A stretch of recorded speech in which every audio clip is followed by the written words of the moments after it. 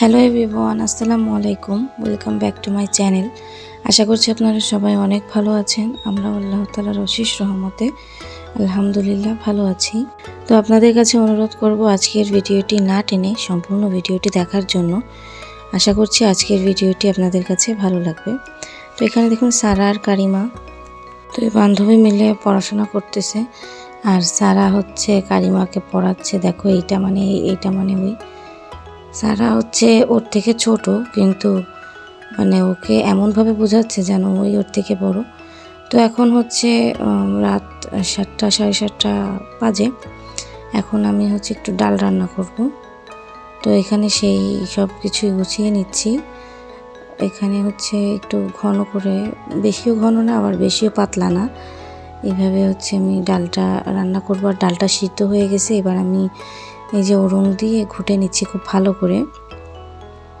তো বেশ কয়েকদিন আমি ভিডিও আপলোড করতে পারিনি, কারণ আমার বয়স শুনে আপনারা বুঝতে পারতেছেন আমার শরীরের অবস্থা তেমন একটা ভালো না।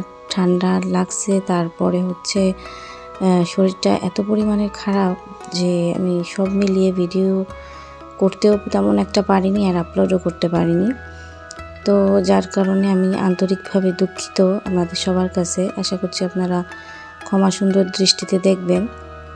আর যেই পরিমাণে শীত পড়ছে এখন, মানে অতিরিক্ত পরিমাণে, আপনাদের কাদের এলাকায় কেমন শীত পড়ছে অবশ্যই আমাকে কমেন্টে জানাবেন। তো ডাল ঘুটে পানি দিয়েছি, আর এবার আমি ডালটাকে বাগার দেব, যার কারণে কড়াইয়ের ভিতরে তেল, পেঁয়াজ, রসুন দিয়ে খুব ভালো করে ভেজে নেব।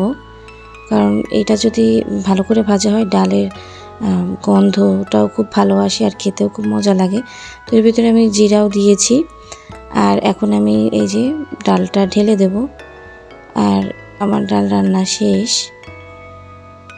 এটা খুবই সিম্পল রেসিপি। ডাল স্বাভাবিক একটা জিনিস, সাধারণ জিনিস, যেটা আমরা সবাই কম বেশি পারি, এটা আলাদা করে বলার কিছু নেই। স্বাভাবিক জিনিসই অনেকভাবে রান্না করা যায়, যার কারণে আমি বললাম।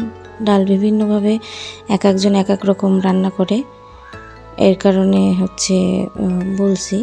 তো এখানে হচ্ছে আমি দেখুন পেয়ারা কাটতেছি, আর এই পেয়ারাটা হচ্ছে অনেক দিন ছিল ফ্রিজে, তো খাওয়া হচ্ছিল না, তো এটা এখন কেটে নিচ্ছি।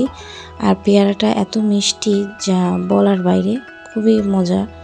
আর অনেকটা বড়, যেটা আমি আর সারা খেয়ে পারবো না, যার কারণে আমি যতটুকু লাগে অর্ধেকটা কেটে নিয়েছি।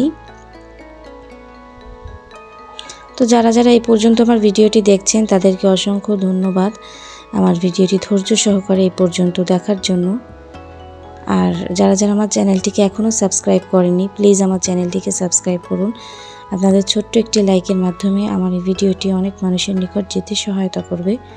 আশা করছি আপনারা এই কাজগুলো করে আমাকে সাপোর্ট করবেন। তো এখানে সারার কিছু পায়জামা ছিল, নতুন মানে কেনা হয়েছিল। তো এখানে দেখুন ওভারলক করা আছে, তারপরেও কেন জানি না হাইয়ের দিক থেকে তারপর নিচের দিক থেকে এগুলো খুলে যায়, যার কারণে আমি এখন এগুলোকে এর পাশ থেকে একটা করে সেলাই দিয়ে নিচ্ছি।